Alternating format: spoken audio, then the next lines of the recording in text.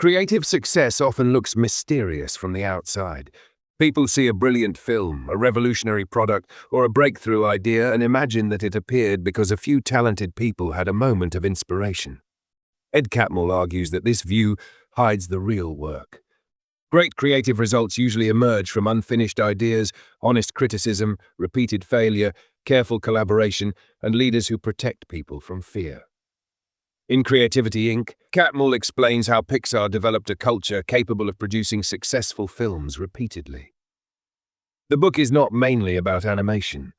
It is about building organizations where talented people can solve difficult problems together. Catmull helped found Pixar and later became president of both Pixar and Walt Disney Animation Studios. From that position, he observed what allowed creativity to grow and what quietly damaged it. He saw that success creates its own dangers. A company that becomes famous may begin protecting its reputation instead of challenging itself. Leaders may stop hearing bad news. Employees may hide problems because speaking honestly feels risky. Creative work is especially vulnerable because early ideas are usually weak. A film that later becomes excellent may begin as a confusing story with major flaws. If the organization expects every first version to be brilliant, people will avoid taking risks. Catmull therefore focuses on the environment around the work. Are people safe enough to speak honestly? Can a weak idea be improved without humiliating its creator? Do leaders accept that they cannot see every problem? Can a company learn from failure before failure becomes destructive? His central lesson is that creativity cannot be commanded, but it can be protected. Leaders must build systems where truth travels quickly, talented people trust one another, and imperfect ideas are given enough support to become something valuable. Blink 1. Great ideas begin as fragile and incomplete. Successful creative work often appears inevitable after it is finished. Audiences see a polished film and assume the original idea was strong from the beginning. Catmull says this is rarely true. Early creative work is usually awkward, incomplete, and difficult to judge. At Pixar, the first version of a film was often nothing like the final result. Characters were unclear. The story lacked emotion. Important scenes failed. The central idea might be interesting, but the execution remained weak. Catmull compares an early idea to an ugly baby. It may be unattractive and poorly developed, but that does not mean it lacks potential. The problem is that organizations often judge ideas too early. People compare the unfinished version with a polished product created after years of work. Under that standard, almost every new idea appears disappointing. Creative leaders must therefore distinguish between a weak idea and an idea that is still developing. This does not mean protecting every project forever. Some ideas genuinely fail, but they need enough time, feedback, and experimentation to reveal what they might become. The creator also needs protection. If every rough draft becomes a public test of intelligence, people will become defensive and cautious. They will choose safe ideas that appear respectable early, rather than ambitious ideas that require discovery. Creativity depends on tolerating uncertainty. The team must be able to say, "This is not good yet," without concluding, "This will never become good." The word "yet" matters. It creates room for improvement while preserving honesty about the current state. Blink 2. People matter more than ideas. Many companies believe their greatest advantage is having the right idea. Catmull argues that the team is more important. A strong team can take an ordinary idea and improve it. A weak team can ruin an excellent idea. Ideas do not solve problems by themselves. People must challenge assumptions, recognize what is not working, and reshape the original concept as new information appears. Pixar's films changed repeatedly during production. The final story often emerged through the team's ability to repair weaknesses rather than through perfect early planning. This changes how leaders should think about hiring. The goal is not only to find people with technical skill. A creative organization also needs curiosity, honesty, humility, and the ability to work through disagreement. A brilliant employee who refuses feedback can damage the group. A less experienced person who learns quickly and strengthens others may become far more valuable over time. Catmull believes leaders should hire people who are smarter than they are in important areas. Insecure managers may avoid this because talented employees appear threatening. But a leader who insists on being the most capable person in every room places a limit on the company. The organization cannot become better than the leader's personal abilities. Trusting talented people does not mean giving up leadership. It means creating clear goals, selecting strong teams, and allowing those closest to the work enough freedom to solve problems. The leader's job is not to provide every answer. It is to build an environment where the best answer can emerge. Blink 3. Candor is essential, but honesty must be safe. Creative work improves through honest feedback. If people avoid discussing weaknesses, the project remains weak. Yet honesty is difficult inside organizations because status and fear affect communication. Employees may soften criticism when speaking to senior leaders. Managers may avoid confronting problems because they do not want to damage relationships.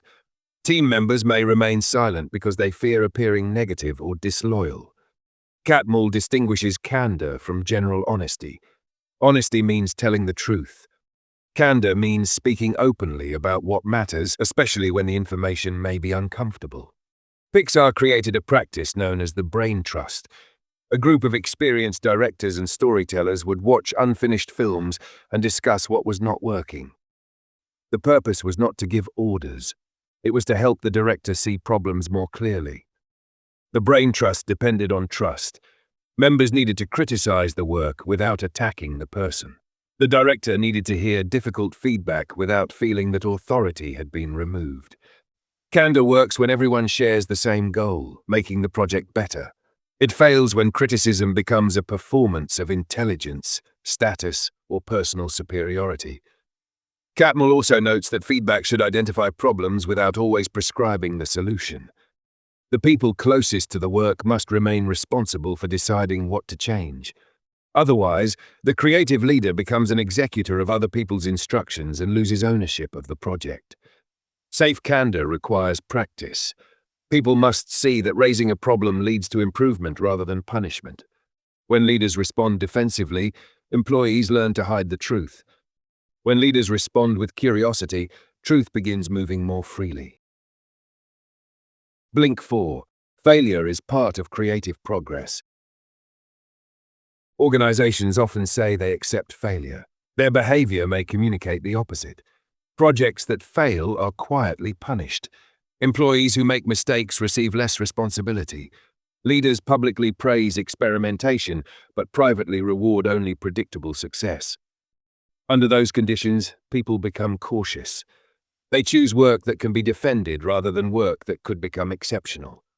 Catmull argues that failure is unavoidable in creative work because the final answer is not known in advance. If the team already knew exactly what to do, the task would be execution rather than discovery. The important distinction is between failure that teaches and failure caused by carelessness. A useful failure exposes a wrong assumption, reveals a hidden problem, or shows that an approach does not work. A careless failure repeats a known mistake, ignores evidence, or risks too much without learning. Leaders should not celebrate every failure. They should build systems that make failure survivable and informative. Small tests are valuable because they allow learning before the company becomes deeply committed. Early story screenings at Pixar often revealed major weaknesses while changes were still possible. Waiting until the film was nearly complete would make those discoveries far more expensive. Failure also creates emotional pressure. People may hide bad news because they believe leaders expect confidence. Catmull says leaders must repeatedly communicate that problems are not signs of incompetence. Problems are part of the work. The real danger is discovering them too late because no one felt safe enough to speak. Blink 5. Protect the new from the powerful forces of the old. Every organization develops routines. These routines create efficiency, but they can also become resistant to change. Successful departments gain influence. Established products receive resources. Familiar processes feel safer because they are understood. New ideas begin with none of these advantages. They have weak evidence, uncertain value, and few defenders. Catmull argues that leaders must protect new work from being judged entirely by the standards of the existing system. When Pixar developed new films, the project needed space to discover its own form. If every unusual choice had to fit old expectations immediately, originality would disappear. The same principle applies to companies launching new products or business models. The established organization may demand the same margins, predictability, and reporting from a young project that it expects from a mature business. That can destroy the experiment before it has time to learn. Protection does not mean unlimited funding or freedom from accountability. It means recognizing that early-stage work operates under different conditions. The leader must provide enough shelter for the idea to develop, while still asking whether progress is being made. Success can make this harder. Once a company becomes respected, employees may begin defending the formula that created earlier wins. They copy familiar patterns because those patterns feel proven. But creative repetition eventually becomes weakness. The organization must value what worked in the past without becoming trapped by it. The goal is not to reject tradition. It is to prevent yesterday's success from controlling tomorrow's possibilities. Blink 6. Hidden problems grow when leaders cannot see reality. Catmull repeatedly warns that leaders do not know as much as they think they know. As companies grow, information becomes filtered. Employees adjust their words for managers. Departments protect their interests. Small problems are solved locally and never reported upward. The leader receives a cleaner version of reality than the one employees experience. This creates what Catmull calls the hidden. The hidden includes unknown problems, weak assumptions, changing conditions, and information that has not yet reached the people making decisions. No leader can remove it completely. The danger is believing it does not exist. Catmull uses the metaphor of driving. A driver sees only part of the road. Other vehicles, curves, and obstacles may remain outside the visible area. Good driving does not require seeing everything. It requires understanding that unseen risks exist and creating habits that reduce their danger. Organizations need similar habits. Leaders should visit different levels of the company, ask open questions, and create channels where employees can raise concerns. They should also notice whether people are offering genuine opinions or simply repeating what appears safe. Data helps, but numbers do not reveal everything. A report may show that production is on schedule while the team is exhausted and losing trust. A customer score may appear stable while early dissatisfaction is spreading. Leaders need formal information and direct human observation. Humility is therefore a practical management tool. When leaders accept that their view is incomplete, they become more curious and less defensive. That makes hidden problems easier to discover before they become visible crises.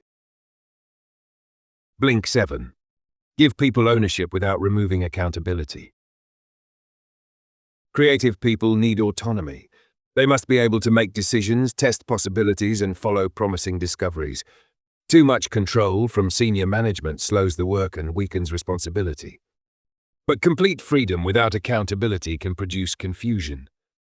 Catmull argues that strong creative cultures combine ownership with clear responsibility. At Pixar, the director owned the film. The brain trust could provide strong criticism, but it did not have formal authority to command changes.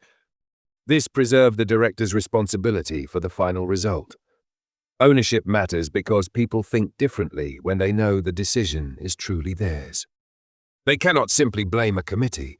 At the same time, leaders must ensure that ownership does not become isolation. A director who ignores every warning may damage the project. Autonomy works best when the person welcomes evidence, respects the team, and understands the larger goals. Managers should therefore focus on the conditions around decision-making. Are the right people involved? Is the information accurate? Can concerns be raised? Is the responsible person capable of learning? The goal is not to approve every small decision. It is to create a system where decisions are made close to the work by people with enough context and authority. This also improves speed. When every problem must travel upward, progress slows, and leaders become bottlenecks. Ownership distributes judgment across the organization. Accountability ensures that freedom remains connected to results. Blink 8. Culture is revealed by what happens under pressure. Companies often describe their culture through values written on walls. The real culture appears when deadlines tighten, costs rise, and important projects begin failing. Do leaders still welcome bad news? Do teams support one another, or do departments protect themselves? Are mistakes examined, or are individuals blamed quickly? Pressure reveals which values are genuine. Catmull describes the intense demands of film production. As deadlines approached, teams worked through complicated technical and creative problems. Under these conditions, weak processes became more visible. One famous event occurred when an employee accidentally deleted a large portion of Toy Story 2 from Pixar's systems. The company discovered that its backup process had also failed. The film was saved largely because one employee had a personal copy while working from home. The incident revealed several lessons. The employee's mistake was serious, but the larger problem was a system that allowed one command to create such damage and a backup process that did not work. Blaming one person would have hidden the organizational weakness. Catmull encourages leaders to investigate the system surrounding a mistake. What conditions made the error possible? Why was the problem not detected earlier? How can the process become safer? This approach does not remove individual responsibility. It prevents the company from solving only the most visible part of the failure. Healthy culture turns pressure into information. Unhealthy culture turns pressure into fear. Blink 9. Success requires constant renewal. Pixar achieved a level of success that most creative companies never reach. But Catmull understood that success could weaken the culture that created it. After several successful films, people began expecting every new project to succeed. The reputation of the company increased the pressure to avoid visible failure. That pressure could make teams more cautious. Success also creates habits of interpretation. People begin explaining earlier wins through a simplified formula.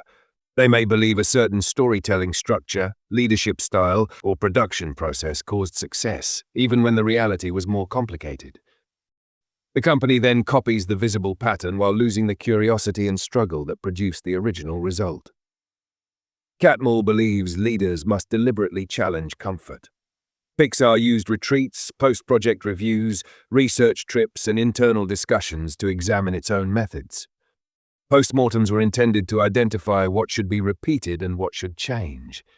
However, these meetings could easily become repetitive or politically safe. Employees might offer predictable observations instead of discussing difficult truths. The process, therefore, had to evolve. Renewal also requires new leaders. A company cannot depend permanently on the same small group. Experienced people must develop others, share responsibility, and create room for different styles. Creative culture survives only when it can reproduce itself without becoming a copy of the past. The goal is not to preserve every method. It is to preserve the principles that allow learning, honesty, and adaptation. Link 10. Leadership means protecting the conditions where creativity can survive.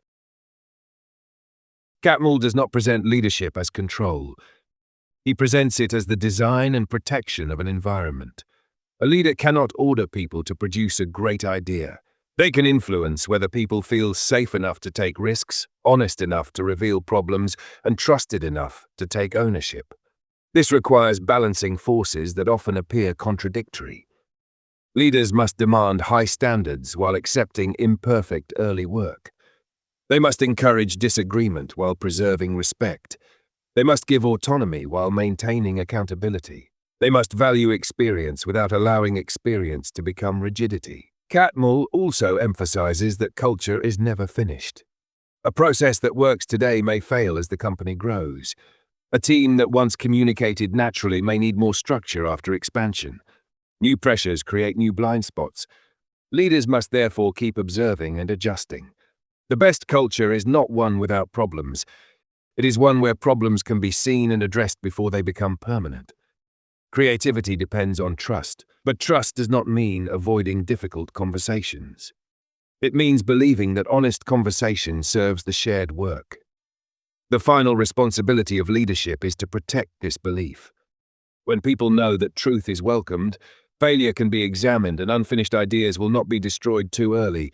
they become more willing to contribute fully. That is the environment where creativity has the best chance to survive. Key takeaways from the book. Creativity Inc. explains how leaders can build organizations where creative people produce strong work repeatedly. Great ideas rarely begin in polished form. Early ideas are fragile, incomplete, and often disappointing. Leaders must protect promising work long enough for it to develop without pretending that its weaknesses do not exist. People are more important than ideas because strong teams can improve weak concepts, while weak teams can damage excellent ones. Candor allows teams to identify problems early, but honesty must be separated from personal attack. Pixar's Brain Trust offered direct feedback while leaving final responsibility with the director. Failure is unavoidable in creative work because the correct answer is not known in advance. Useful failure should produce learning, while careless failure should lead to better systems and clearer responsibility. New ideas need protection from mature systems that demand certainty too early.